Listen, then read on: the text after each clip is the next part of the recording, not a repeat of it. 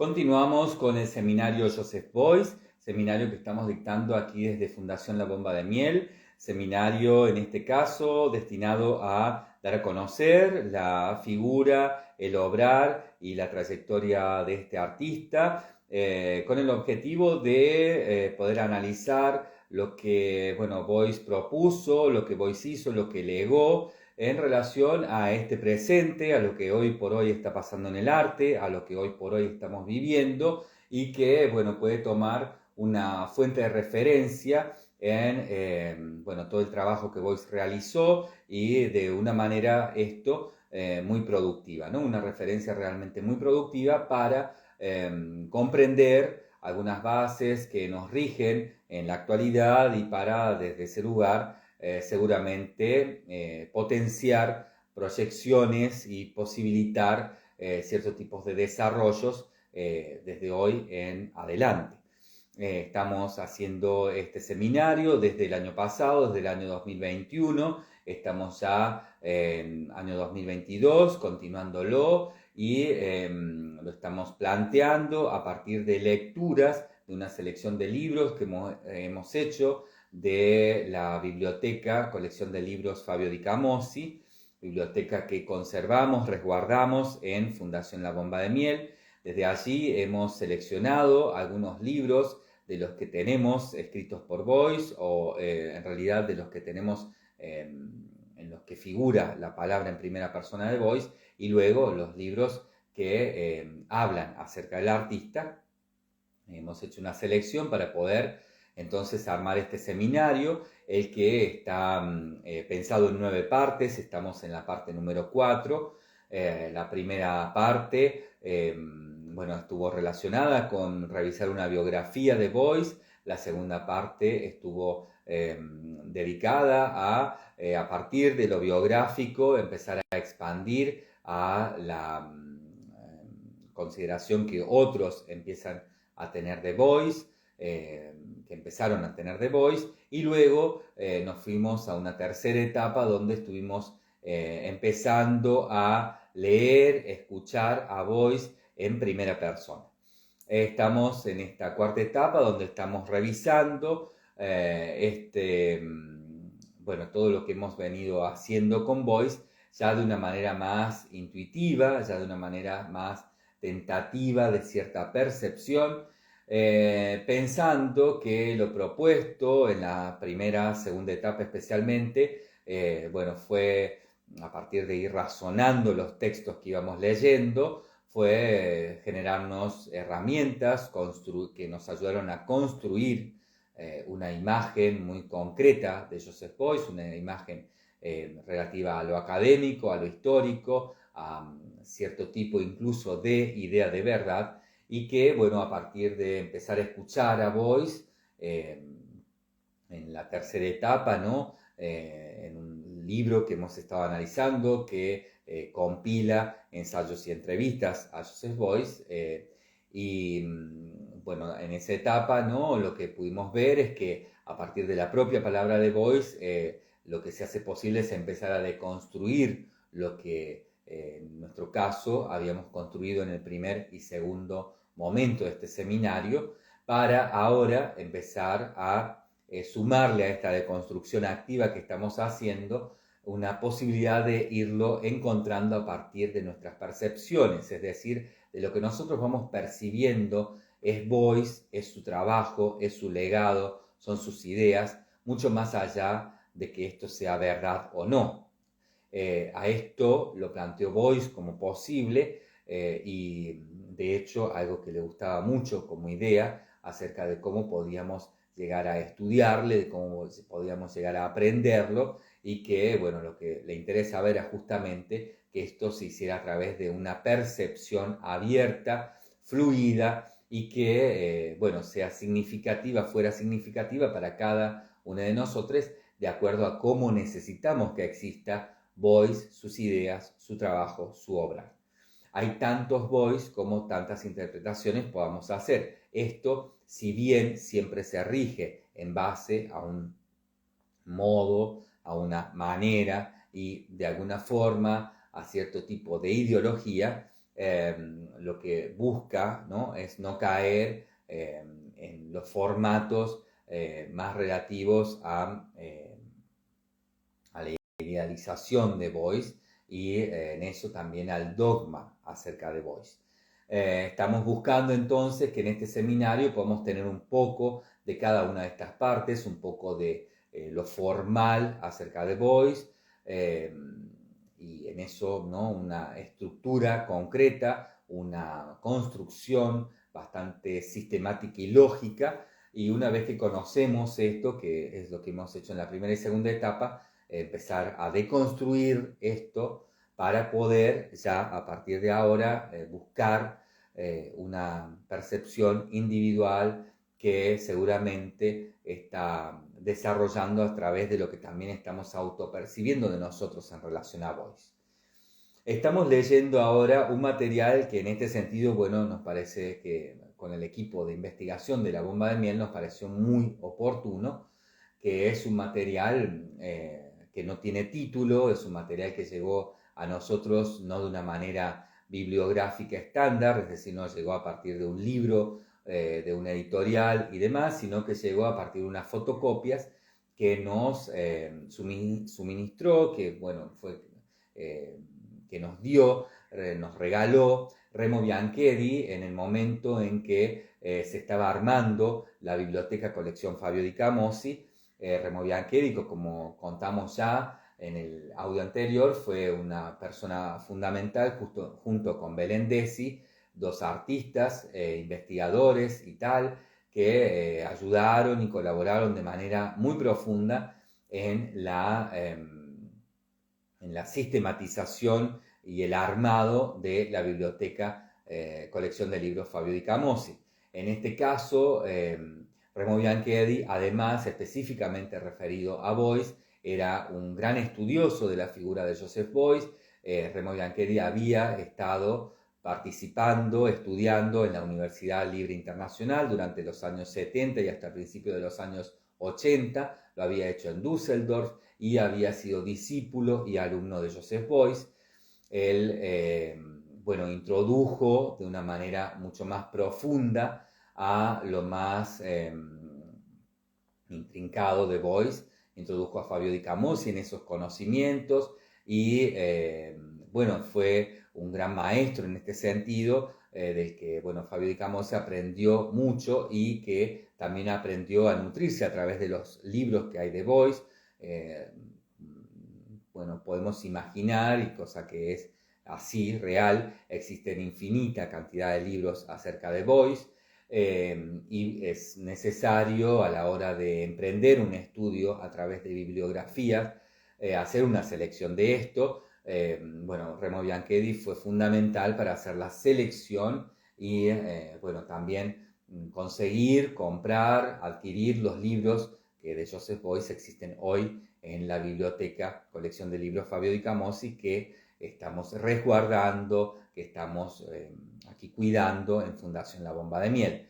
Estos libros entonces se completan, por ejemplo, de este material, un material que no tiene título, que en términos de lo que se habló en el momento en que se recibió, se dijo que podría tratarse de Llamamiento a la Alternativa, un texto de Boyce que apareció en un periódico de la ciudad de Hesse a finales de los años 70, pero que, bueno, luego cuando lo vamos leyendo nos vamos dando cuenta en referencias, por ejemplo, a este texto, Llamamiento a la Alternativa, que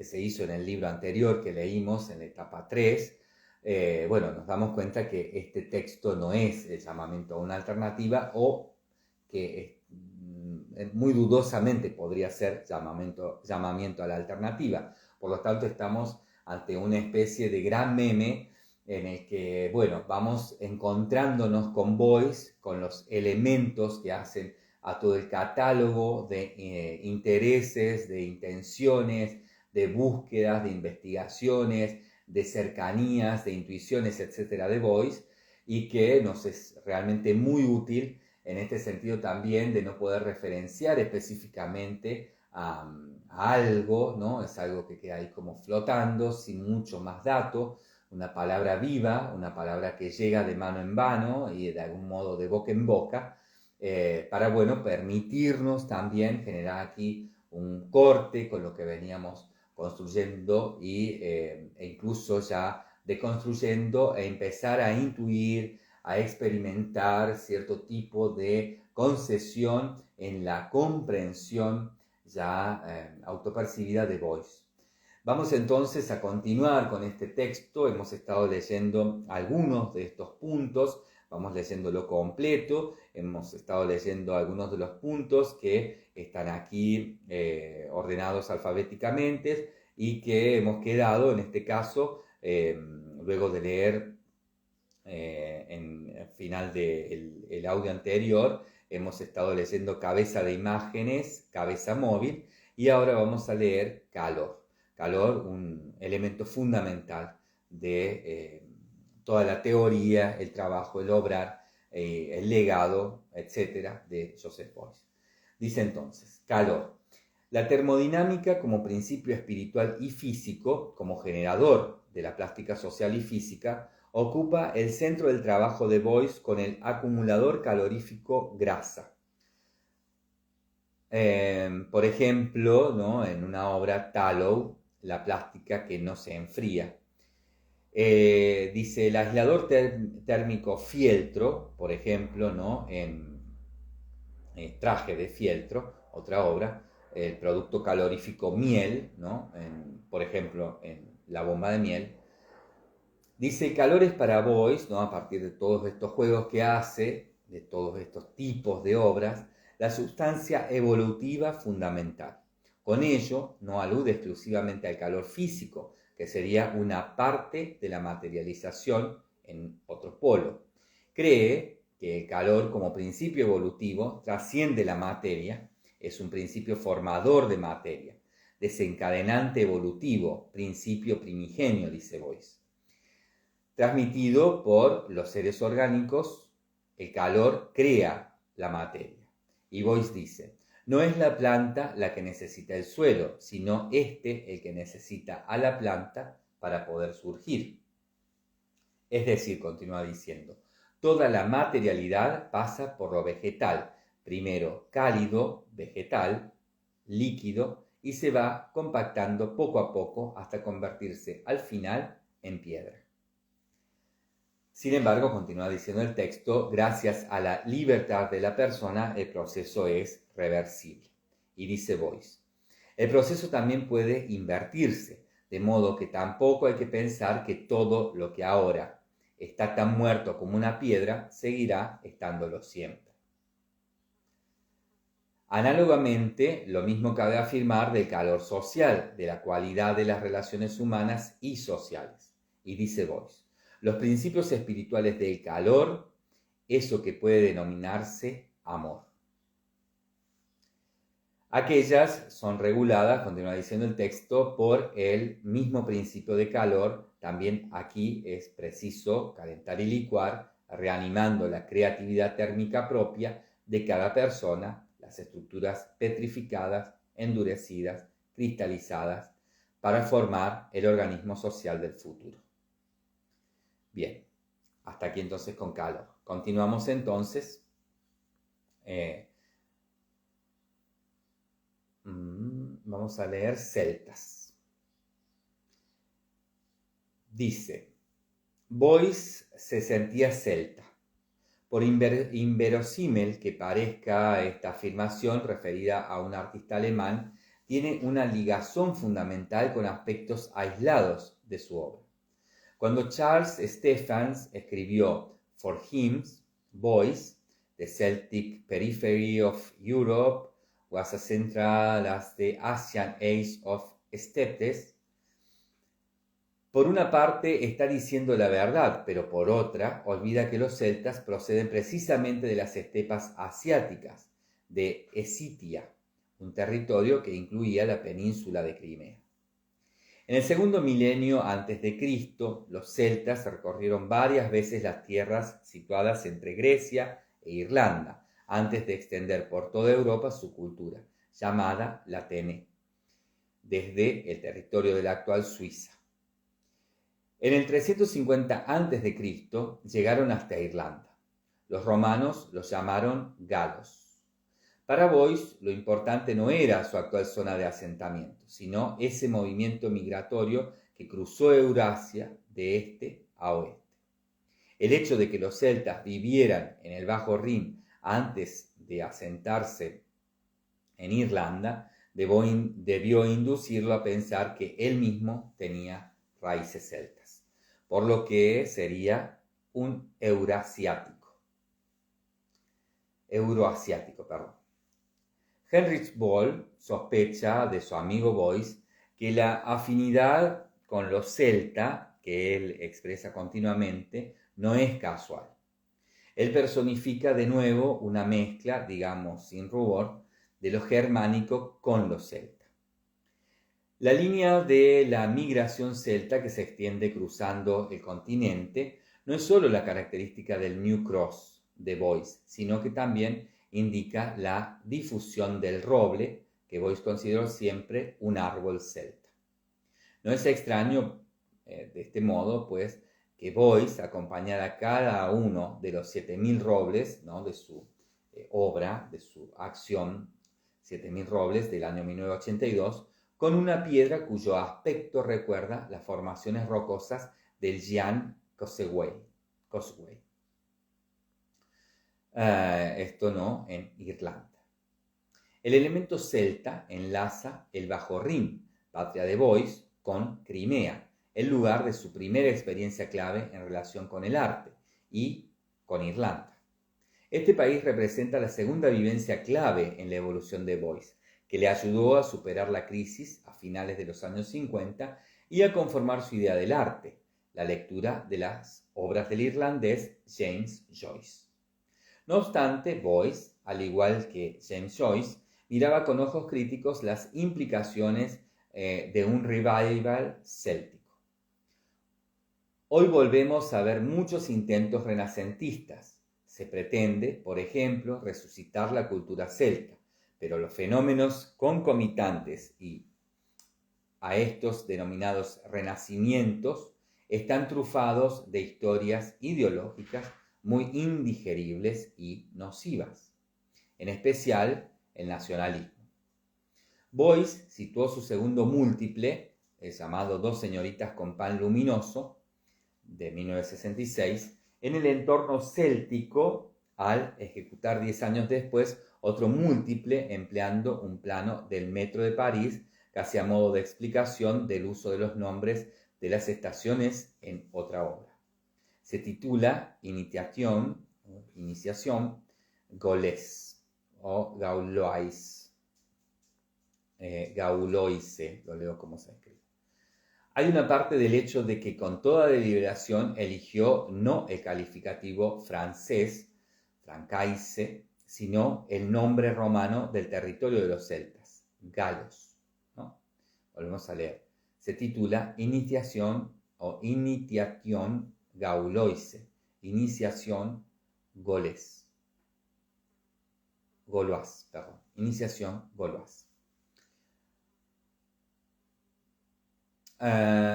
Continúo desde ahí. Hay que partir del hecho de que con toda deliberación Boyce eligió no el calificativo francés, sino el nombre romano del territorio de los celtas, galos, la actual Francia. Una de las razones es indudablemente que de 1920 a 1939 James Joyce vivió en París, donde escribió Phineas and Wake, un libro de la noche, en el que nos movemos la mayor parte del tiempo en la oscuridad, ¿no?, en este libro.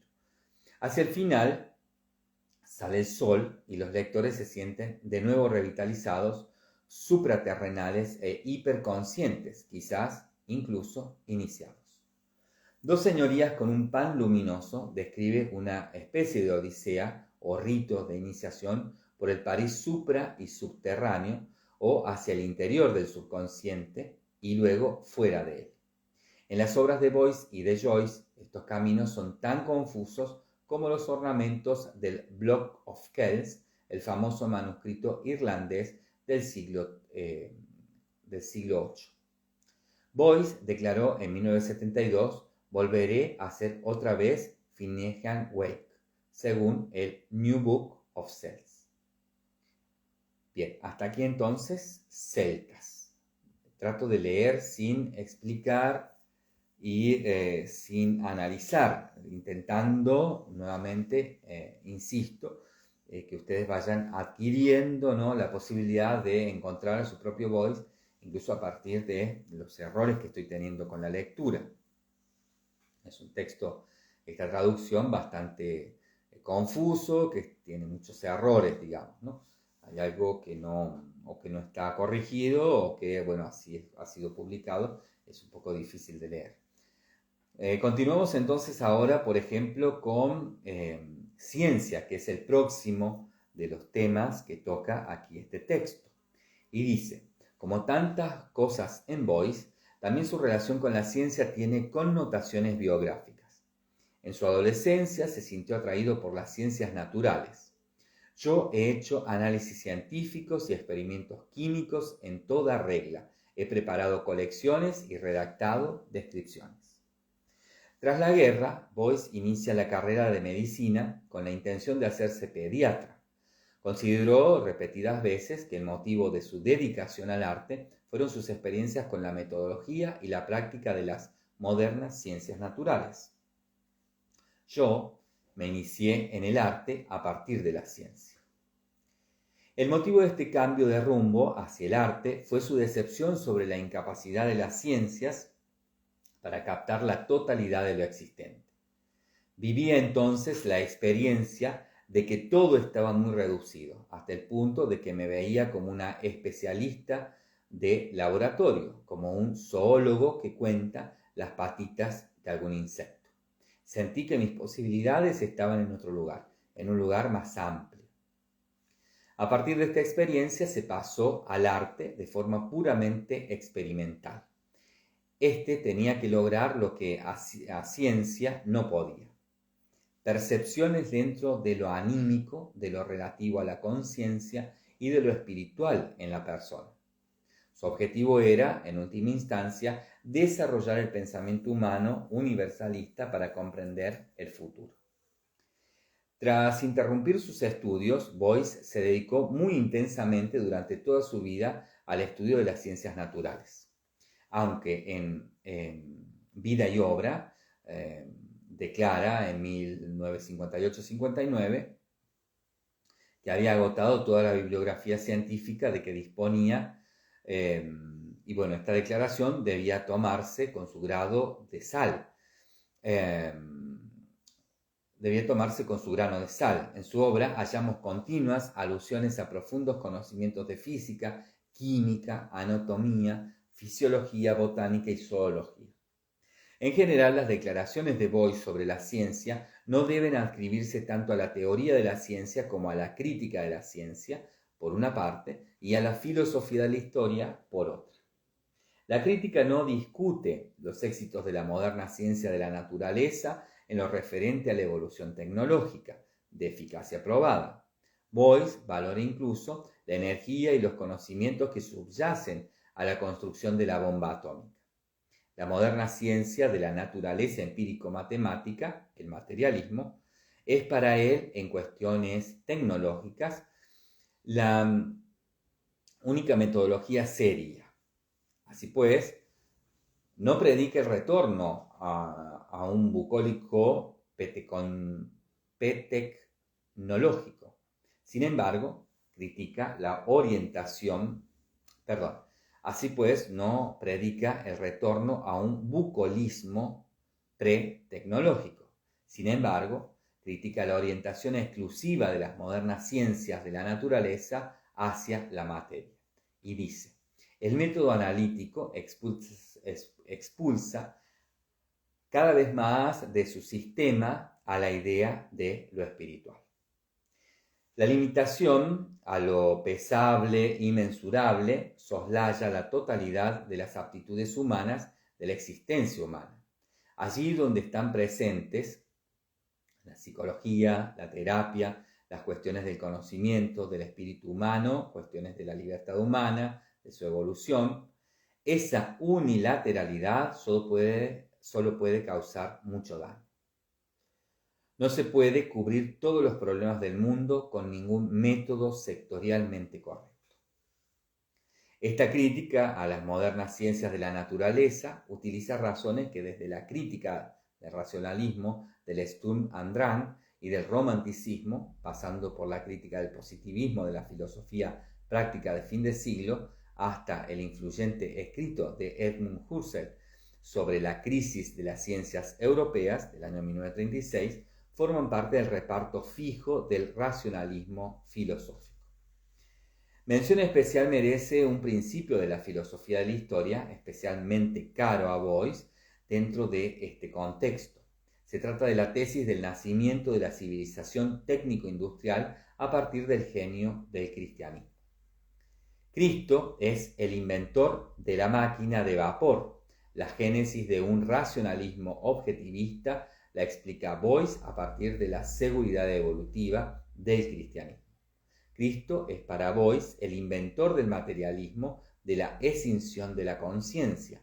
Cristo es el inventor de la esquizofrenia, el inventor de la máquina de vapor, el inventor del método analítico, del materialismo, del marxismo, del kantismo, dice Boyce.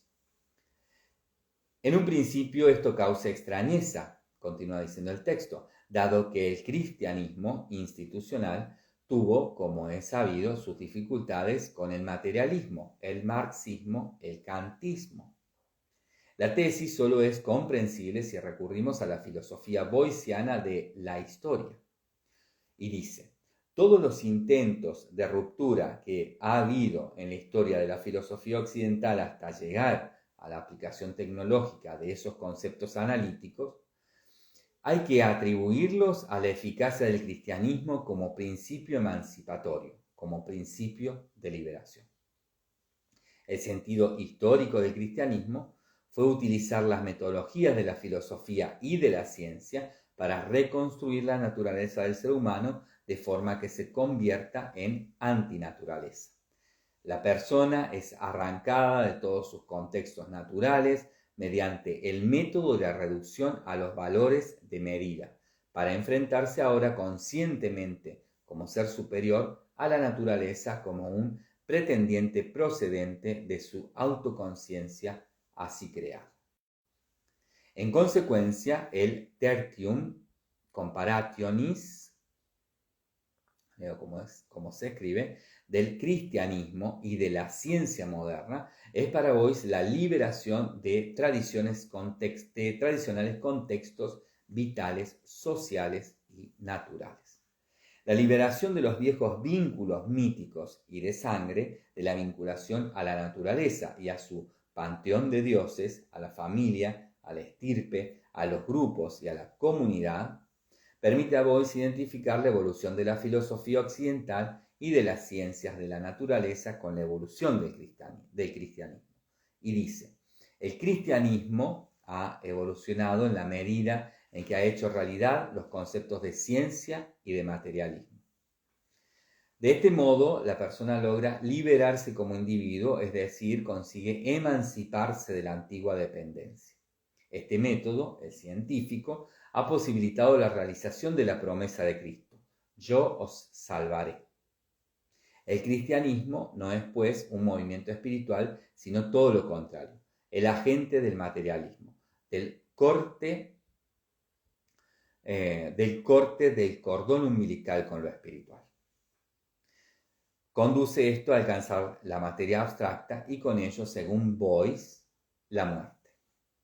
Frente a esto, es preciso que el añorado concepto de ciencia del futuro vuelva a ser global.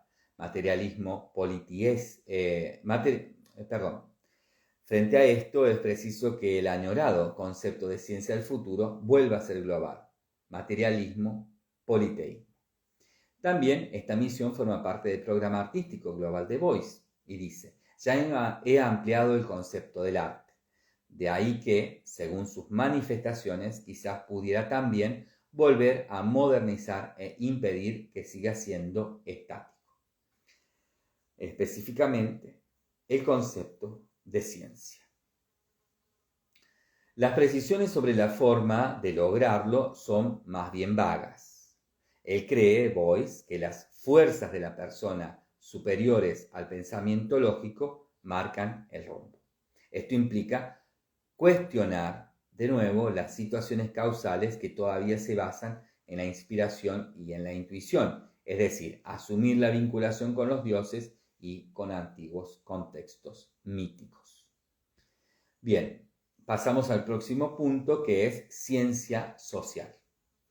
En diferentes escritos y conversaciones, Boyce atribuyó la crisis en la que está hoy inmerso el organismo social a que el capitalismo y el comunismo estatal monopolista entrañan siempre, por su propia naturaleza, una carencia de libertad, de igualdad y de fraternidad. A pesar de que han sido superados por la realidad, capitalismo y comunismo son discutidos en la actual literatura de las ciencias sociales, sobre todo en la filosofía política, como una polémica teórica, liberalismo/comunitarismo.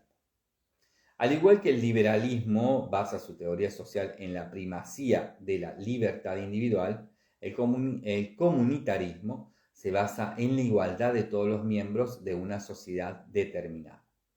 El inconveniente de ambos arranques es la relación dicotómica con el principio antagónico respectivo. Con la negativa a un concepto de sociedad justa, el liberalismo tiene que renunciar también a valores guía normativos que habría que exigir a esa sociedad. El comunitarismo, por el contrario, resalta que no puede existir una sociedad justa si desde el primer momento no se le señalan valores irrenunciables. En cambio, la crítica liberal, contraria, afirma que, sobre pretexto de la hegemonía de los valores metafísicos, se le arrebata al individuo su libertad. Esta concepción dual de libertad e igualdad, que la sociedad ideal subordina a una de las dos posturas, excluye, en última instancia, una mediación entre liberalismo y comunitarismo. La contradicción, entonces, es insuperable.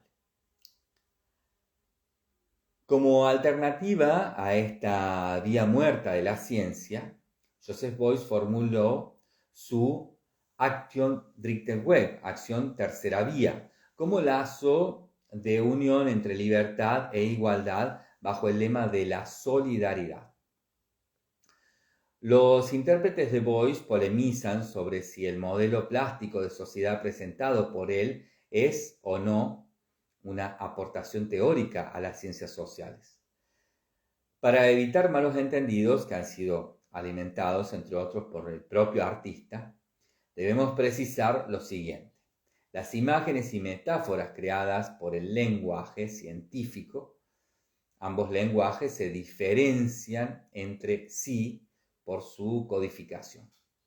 Desde la perspectiva científica se formulan declaraciones teóricas sobre la sociedad. Por el contrario, el arte concibe a la sociedad como plástica.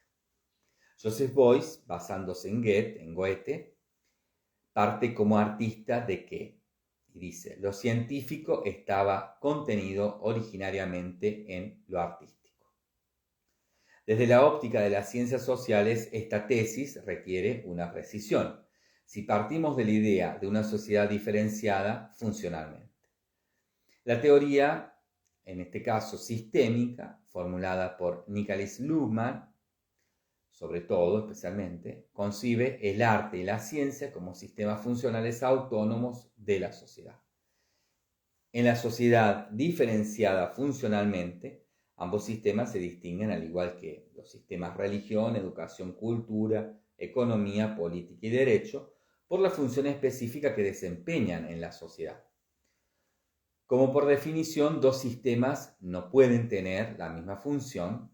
Esto debe ser aplicable también al arte y a la ciencia. Mientras que la función de la ciencia consiste en reducir a teoría fenómenos complejos, reclamar la verdad sobre la base de la comparabilidad, el arte, en sentido opuesto, como quien dice, cuestiona una y otra vez tales verdades para posibilitar el cambio. Antes de preguntarnos por la utilidad que pueden extraer las ciencias sociales de la obra de Joseph Beuys, hay que reformular su tesis de que el arte y la ciencia forman parte de un contexto más amplio, es decir, la teoría de una sociedad funcionalmente diferenciada. Como la autonomía del arte y de la ciencia tiene una base funcional, hay que ver, segundo, el factor vinculante mencionado por Beuys entre ambos sistemas, en que las dos funciones se complementan con miras a la sociedad global. Aunque las pizarras, instalaciones y acciones de Beuys suelen ir ligadas a la pretensión de ser teoría social, se quedan en arte. Se formulan y se reciben dentro del contexto del discurso artístico. A lo sumo pueden ser concebidas como una crítica del artista al lenguaje científico social. Aquí habrá que recordar la revolución de los conceptos a la que Beuys aspiraba siguiendo el ejemplo de la libertad y la igualdad. No es este el lugar para investigar la evolución más reciente de las ciencias sociales mediante conceptos que respondan a esa idea de una sociedad como plástica social, pero es un esbozo emblemático del rumbo de un cambio de paradigma, que podría ser más o menos el siguiente. 2 puntos. La libertad y la igualdad no son dicotómicas, sino complementarias. Los conceptos complementarios, como por ejemplo esquina grasa en Beuys, se excluyen lógicamente en cuanto diferentes, pero son necesarios los dos juntos para formar la unidad distintiva.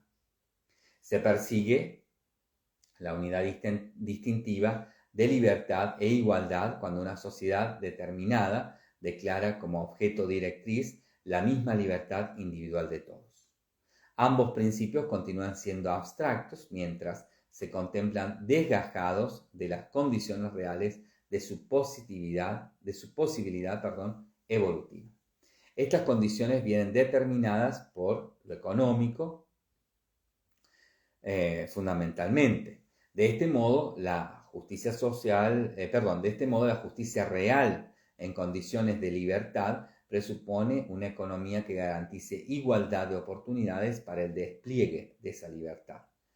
El concepto de igualdad de oportunidades manifiesta el principio de la solidaridad. Ahí encuentra su unidad la diferenciación entre libertad e igualdad.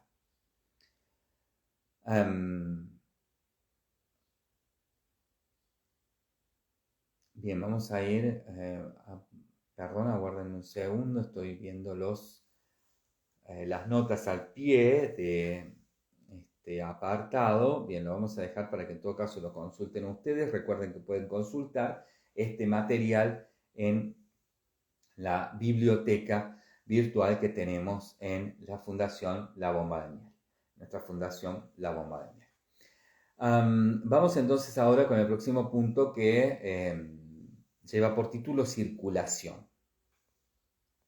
En su teoría plástica, Beuys, partiendo de observaciones físico-químicas, se ocupó de situaciones ambivalentes y metamorfosis antes que de circulaciones. Sin embargo, la idea del carácter de calor, que le interesa como experiencia plástica primordial, es decir, junto a la aplicación, caos, amorfismo, voluntad, vida, la contradicción en el polo del frío, como forma, orden, espíritu, muerte, implica por sí sola un sistema circulatorio. En sus trabajos esto se mueve, por ejemplo, entre los principios masculino y femenino o aislante y conductor. Elementos de tales circulaciones se encuentran ya en las acciones de los años 60. Está demostrado que a Beuys le inspiraron las conferencias de Rudolf Steiner, los ciclos de las 4 estaciones de las energías cósmicas y terrestres del cuerpo humano y sobre todo del karma, han sido caracterizadas visualmente como circulaciones en los dibujos de Steiner. De todas las obras de Joseph Beuys que se ocupan de la idea de la circulación, quizás la más concluyente sea La bomba de miel en su lugar de trabajo, de la Documenta 6 en 1977. El artista engloba en ella 2 sistemas cualitativamente diferentes: el horizontal verbal de la Free International University, de la Universidad Libre Internacional, y el vertical visual de la bomba de miel.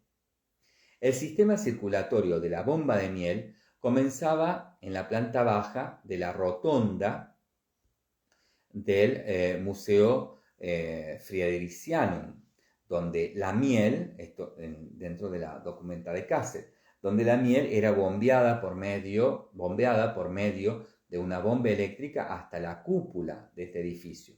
Se embalsaba en una pieza curva y volvía a fluir hacia abajo por un tubo. Antes de ser devuelta de nuevo a la circulación, su camino pasaba por el espacio de la Universidad Libre Internacional. La conferencia de 100 días que dio Boyce que propuso Boyce en esta documenta, estuvo, por así decirlo, bañada de miel y asociada al sistema de la bomba. Aquí Boyce se basó estrechamente en la idea de la triple estructura de la persona de Rudolf Steiner, que describió en su libro Von Seelenratzel. Lo voy a leer cómo se escribe. Von Seelenratzel. En la zona de los pies y del vientre se encuentra el sistema metabólico, el caótico y energético ámbito de la voluntad. En torno al corazón, que regula la circulación sanguínea, está el sistema rítmico. Es sede de las emociones y del alma. La zona de la cabeza es la sede del sistema metabólico, pero también del pensamiento, de la forma y de la conciencia. Así pues, el cilindro de cobre que gira en la grasa no está aislado, sino que forma parte del sistema circulatorio. Pero al mismo tiempo, el esquema también se basa en la triple estructura social: vida económica, vida jurídica y vida intelectual. De manera similar, hay que enjuiciar la idea de la circulación económica que Boyce ha defendido apoyándose en Wilhelm Schmidt. Trata de las facultades de la persona que ésta facilita para que puedan crearse productos, mercancías de naturaleza material, pero también inmaterial. Desde esta faceta productiva, la circulación cambia desplazándose hacia los consumidores, donde los bienes de producción son lanzados al mercado, pero también comprados y consumidos. La circulación comienza de nuevo. Una variante es la circulación monetaria, el dinero tomado por las empresas del Banco de Crédito Democrático. Se refiere a las aptitudes de la persona que percibe unos ingresos más tarde a las mercancías que pueden ser compradas. Después el dinero pierde su relación de valor con el valor económico y fluye de regreso ya sin relación de valor. Según esto, la circulación monetaria forma parte de la esfera jurídica. En los sistemas circulatorios de Joseph Beuys hay que tener en cuenta que durante el movimiento se convierten en nuevas calidades y que, al igual que cualquier organismo, posee factores generadores y degeneradores. También la idea de los 7000 robles del año 1982 alude a la circulación. En primer lugar, en el intercambio de oxígeno y carbono entre el ser humano y el árbol. Después, en el intercambio de fuerzas cómicas con la piedra. De esta a la raíz del árbol y de aquí a la copa para regresar de nuevo al cosmos. Bien, vamos con el otro punto que lleva por título Klotz Anarcharsis. Entonces se escribe se escribe Klotz con doble O, Anarcharsis, así como suena. Esto dice 1755-1794. 150 años antes de Joseph Beuys, un hombre de Cleveris, de la Baja Renania, vino al mundo para hacer realidad sus ideas de libertad, igualdad y fraternidad. Él se llamaba Johannes Baptist H.M. Klotz. Se llamó desde 1970 Anarcharsis. Se autodenominó, según una popular novela de la época, ¿no? Según tomó de una popular novela una novela de la época. En 1776 este señor viajó a Francia y ya antes de la Revolución Francesa, publicó en Londres un panfleto anticlerical. Secularización, cosmopolitismo e instauración del imperio de la razón constituían el núcleo de su programa político. Y decía: fuera de las leyes y de las costumbres, califica con orgullo a cualquier soberano de tirano, a cualquier culto de idolátrico. Maestro de retórica aventajado, Klotz, ese amigo de las bellas artes y de la libertad, según la inscripción de un retrato suyo de 1790, desempeñó el papel de agitador en la Revolución Francesa y llegó a comparecer ante la Asamblea Nacional acompañado por representantes de todas las razas humanas. Durante el gobierno de los jacobinos cayó entre dos frentes y fue guillotinado en marzo de 1794 por orden de Robespierre. Klotz, este señor, aparece por primera vez en la obra de Beuys en 1972.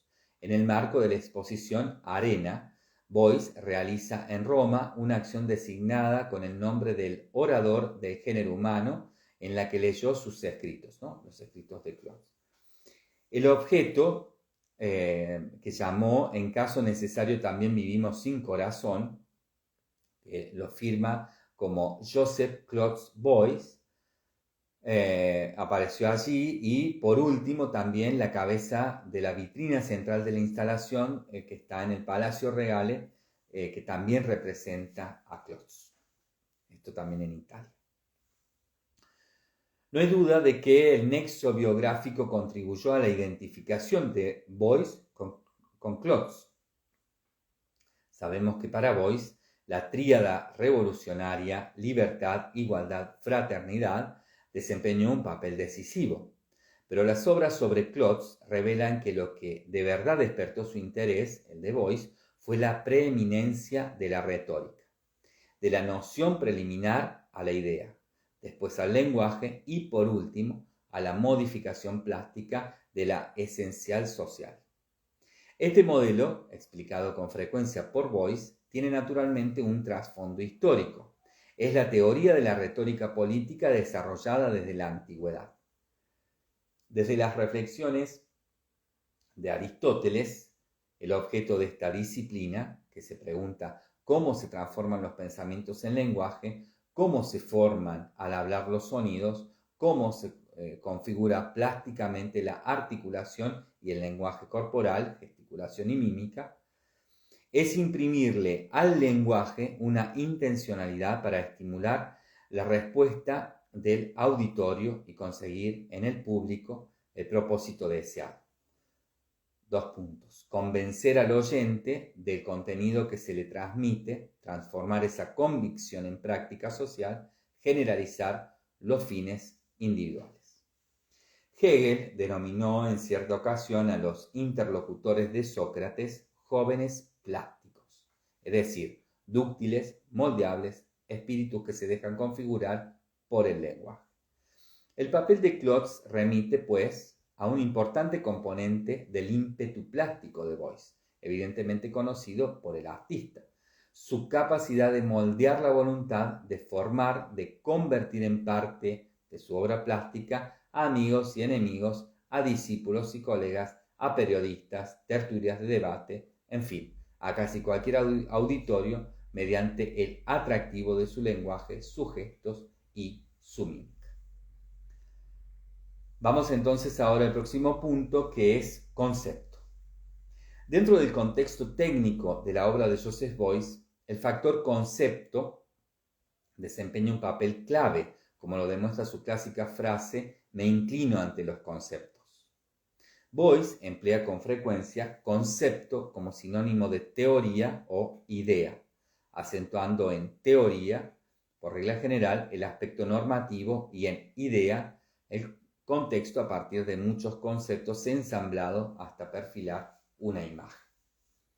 A comienzos de los años 50, cuestiona Beuys el trabajo realizado hasta entonces e influye decisivamente en la crisis que a mediados de esa década lo sacude hasta la raíz. En el curso de dicha crisis, Boyce, en una especie de muerte o vivencia límite, culmina la asunción completa de la propia existencia en el concepto hallado, que a partir de la simbiosis con la persona determinará y fundamentará toda su obra posterior. El concepto plástica, según su definición exacta, solo puede describirse en su totalidad mediante la unión de tres requisitos: energía no dirigida, calor-caos; movimiento-forma, frío; y es directamente extrapolable a la constitución interna de la persona: voluntad, percepción, pensamiento. Boyce llega a la ecuación plástica igual persona.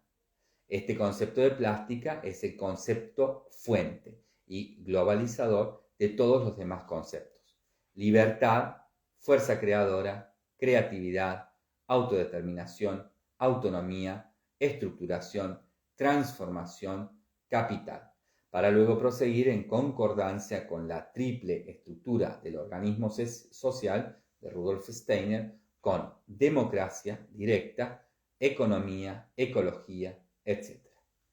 Pero también es el punto de partida para la acción o las acciones.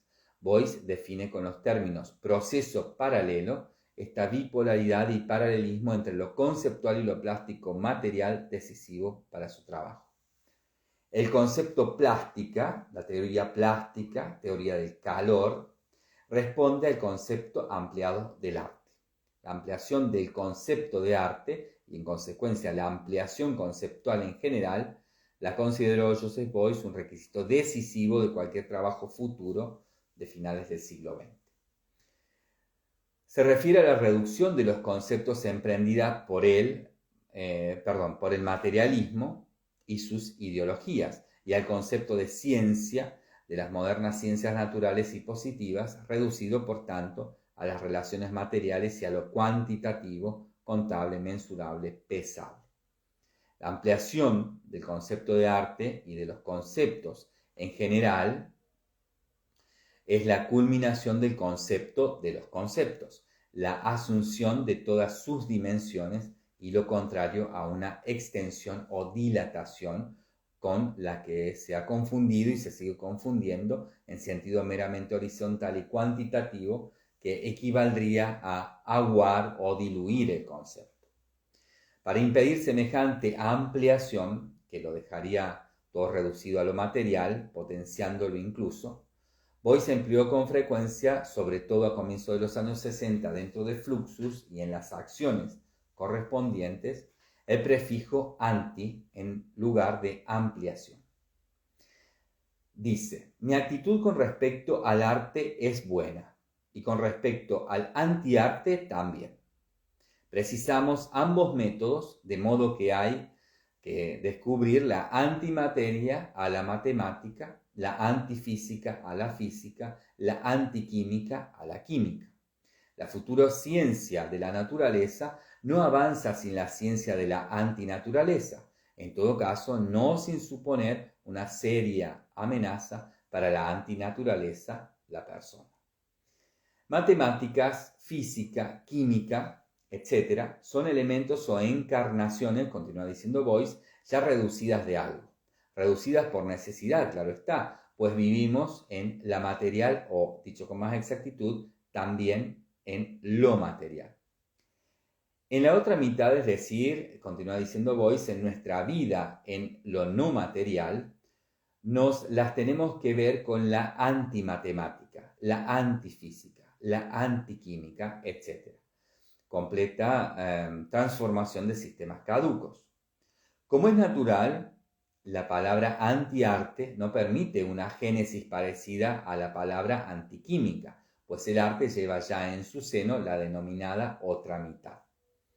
El arte engloba el arte y el antiarte. La expresión tomó forma en cuanto los músicos, pintores, poetas iniciaron la transgresión hacia lo extraartístico, por ejemplo, Schwitters. Para mí, el espacio y el concepto de tiempo, elaborado hasta ahora, insuficiente y difuso, nuestra vida entre el nacimiento y la muerte, que invita a investigar el contraespacio calor-tiempo, Es el núcleo esencial e inmortal de la persona, la vida tras la muerte, dice Boyce. Continúa diciendo. De la comprensión de este contexto antiarte depende que adquiramos posibilidades seguras de control y normas sobre lo que hacemos en el espacio y en el tiempo. Hasta ahí entonces la cita de Boyce. Así continúa diciendo el texto, pues, para Boyce, la ampliación de los conceptos es, al contrario, una precisión de los conceptos, que solo mediante dicha ampliación puede ser determinada con exactitud. La ampliación del concepto de arte pretende dinamitar la restricción de dicho concepto a las disciplinas artísticas tradicionales, pintura, escultura, plástica, arquitectura, música, poesía, danza, etc., y la asunción de todos los ámbitos vitales y laborales de la persona. Aspira a la plástica social o a la escultura social. Especialmente importante y sugestivo es, dentro de este contexto, la relación entre concepto y pensamiento. Aquí pasa a primer plano la teoría boyciana del conocimiento basada en las investigaciones fundamentales de Rudolf Steiner y que desarrolló incesantemente, por ejemplo, en su conferencia Eintritt in ein Lebewesen, el 6 de agosto de 1977, en la Documenta 6 en Kassel. Los conceptos aprenden los hechos suministrados por el pensamiento como contenidos y formas intelectuales, mientras que el pensamiento es la percepción y producción de lo que crea. Esta producción creadora, que al mismo tiempo es percepción de lo creado, no es percibida en general, es decir, de la conciencia corriente, sino que más bien queda oculta precisamente por sus propias creaciones, es decir, por los contextos mentales y sus formas lógicas. Dicho en otras palabras, cuanto más intensiva es la percepción de los conceptos, tanto más imperceptibles son sus producciones y percepciones. La percepción del pensamiento debe lograrse mediante una operación interna, conscientemente acometida, que literalmente desconecte lo conceptual. Aparece entonces el pensamiento y la voluntad, que lo impulsa como fuerza motriz, energía que solo puede reducirse a sí misma, que se basa exclusivamente en sí misma y constituye, por tanto, el principio de libertad. Esta percepción del pensamiento mismo abre una forma de conciencia superior, la intuición. Boyce vuelve a encontrar en ella también el principio plástica, pensamiento igual plástica. Concretamente, como un proceso suprasensorial en el que la persona, el yo, topa con su punto frontal y puede constatarse como creador, es decir, como productor y configurador de libertad, en suma, como artista. Y dice Boyce, la evolución del pensamiento me interesó desde el momento mismo en que comencé a reflexionar sobre el pensamiento y sobre la plástica, de manera que he llegado a la conclusión de que cuando pregunto qué es plástica, es como si preguntase qué es pensamiento. Llego a un punto en que ya no puedo remontarme más atrás, a un punto en el que sencillamente surge algo mediante el pensamiento, algo nuevo. No puedo afirmar que dependa de relación alguna con el entorno, entonces aparece también el concepto de libertad. En mi opinión, el punto en el que surge la plástica se remonta tan lejos hacia atrás que podría decir, el pensamiento es plástica. Hasta aquí la cita de Boyce. Continúa el texto diciendo, el círculo se ha cerrado. El concepto plástica que aparece en el acto de pensar contiene al concepto que lo crea a él mismo, el concepto pensamiento, de modo que, desde cualquier punto de vista, es el primero y el primero vivo. Aquí se basa también la función fundamental paradójica de la muerte, en la obra de Joseph Beuys específicamente. La presencia del factor concepto, su significado básico en el ámbito artístico global del artista, caracteriza el papel especial de su obra y su función de umbral de la modernidad o de lo que está más allá de ella. El factor concepto dentro de una obra de arte, en Beuys también la estructura global de su instalación material es obra de arte, en el sentido de obra de arte total, equivale a su final. Vuelvo a leer esto que es importante que se entienda bien. El factor concepto dentro de una obra de arte, en Beuys también la estructura global de su instalación material es obra de arte, en el sentido de obra de arte total, equivale a su final. Donde comienza el concepto, termina el cuadro, termina el arte. Joseph Beuys integra, de hecho, en su obra, este final del arte, punto de culminación negativamente presente en la modernidad, sobre todo en Casimir Malevich y Pierre Mondrian, como valor límite y únicamente alcanzable en una aproximación interminable. La ruptura de mediados de los años 50, que responde al papel de la muerte, señala este punto crítico en el caso de Beuys. Pero en su función de umbral, la muerte y el concepto no solo son fin, sino al mismo tiempo nuevo comienzo en un nivel superior, en el que aparece la escultura invisible.